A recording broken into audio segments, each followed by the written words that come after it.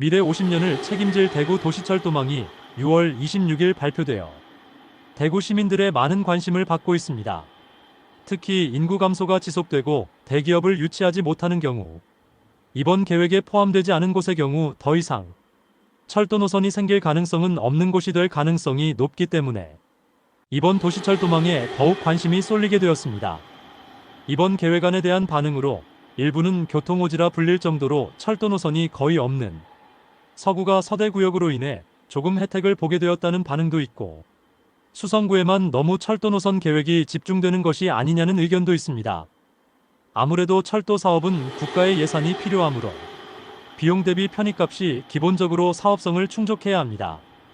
1, 2, 3호선을 모두 연장하고 5, 6호선을 새롭게 구축하자는 결과가 나왔는데, 이대로 진행될 경우 가장 혜택을 보는 곳은 어떤 아파트일지도 살펴보며 철도 노선에 대한 자세한 내용 안내해 드리도록 하겠습니다. 본격적으로 알아보기에 앞서 구독과 좋아요는 영상을 제작하는 데 큰 힘이 됩니다. 대구시가 공개한 대구시 도시철도망 구축계획안의 비전은 미래 도시공간 구조에 대응하는 완결성 있는 도시철도망 구축이었습니다. 지역 여건, 교통 현황, 수요 분석을 통한 대안 검토 및 최적 노선이 도출했다는 것이 대구시는 설명하였습니다. 우선 가장 큰 사업인 대구 도심 순환선 5호선을 살펴보겠습니다. 기존 순환선이라 불리던 철도 노선은 대구 3차 순환도로를 따라 트램으로 건설하자는 의견이 많았으나 이번에 대거 변경되었습니다. 5호선을 4개의 축으로 보면 서대구역, 두류공원, 제2작전사령부, K2 후적지로 구성됐습니다. 5호선의 특징은 대구의 6개 구를 경유하고 서대구역 및 K2 후적지 등의 개발이 고려된 노선입니다. 도로 여건 및 노선 선형, 서대구 공단과 신평리 사유지 및 주택 밀집지 하부 통과가 고려됐습니다. 총 연장 33.9km로 차량 시스템은 AGT 방식입니다. 현재 대구도시철도 3호선은 하나의 선로로 운영되는 모노레일이지만 AGT 방식은 양쪽 선로를 모두 사용하여 일반 열차와 비슷합니다. 현재 4호선인 수성구민운동장역에서 이시아폴리스까지 이어지는 노선에 지어지는 방식과 동일합니다. 아무래도 AGT 방식이 비용 측면에서 유리하기 때문에 비용 편익값을 충족하기 위해서는 AGT 방식을 선택할 수밖에 없는 처지입니다. 5호선의 2035년 예측 수요는 하루 평균 10만 5천여 명이다. 노선도를 보면 5호선은 그동안 교통에 소외됐던 서구 지역이 서대구역을 경유하면서 대거 포함된 모습입니다. 염색산단에서 서대구역, 서대구산업단지, 신평리내 거리를 거쳐 도시철도 2호선 두류역과 연결됩니다. 두류역을 지나서는 대구가톨릭대학교병원을 지나 남부경찰서가 있는 현충로를 거쳐 수성구 황금내 거리로 이어진다. 이후에는 무악산 일대, 만촌역, 제2작전사령부를 거치고 동구방촌역과 K2 후적지, 북구 엑스코, 만평역, 삼공단, 염색산단과 연결된다. 순환선이 이전 계획보다 크게 확장된 것은 서대구역 개통, 군부대 후적지, K2 후적지 등 개발 계획에 따른 변화될 도시구조와의 연계가 고려된 결과물입니다. 또 차량 시스템을 트램에서 AGT로 변경한 이유는 경제성 측면 때문입니다. 과거 대구시는 경제성 확보를 위해 트램으로 추진했지만 교통량이 많고 기반시설이 확립된 대도시에서는 트램이 불리하다는 판단입니다. 타 도시의 트램 건설 사례에서도 실제 사업비가 구조물 보강, 지하매 설물 이설 비용 증가 등으로 사업비보다 과다하게 증가했다. 결국 대구시는 비용이 저렴하고 국내 기술로 상용화돼 전국 도시철도에서 보편적으로 활용되는 AGT 시스템을 최적의 대안으로 판단했습니다. 그리고 수성구와 달성군을 잇는 6호선 기존 수성 남부선 또한 약간의 노선 변화가 있었습니다.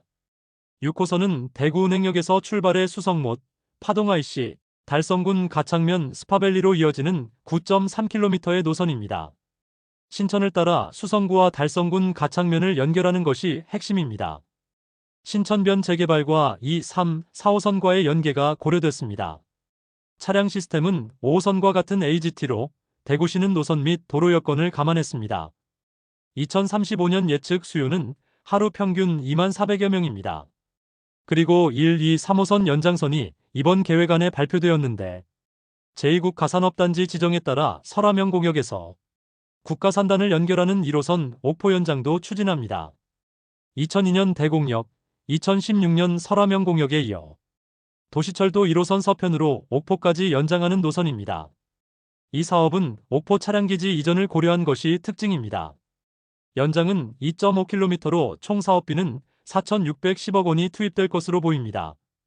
1호선 동쪽 부분도 추가 연장됩니다.